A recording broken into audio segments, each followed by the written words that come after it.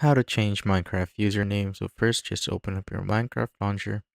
Then just simply click on settings here on the bottom left. Once you're there, just click on accounts here on the top. Then click on the three dots here on the right side and click on manage Minecraft Java Edition profile. Then it will redirect you to this website right here where you will need to sign in with your Microsoft account. So just simply sign in first.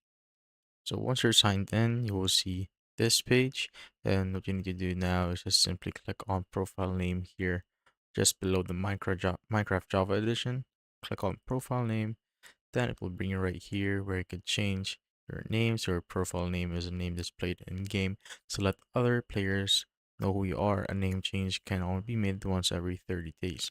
Choose your identity wisely, and your last name here on the bottom will say on when your last name change was. So you could change it again 2 days. So as you can see right here, I cannot change my name since I've changed it 28 days ago and I have 2 days left before I could change my name.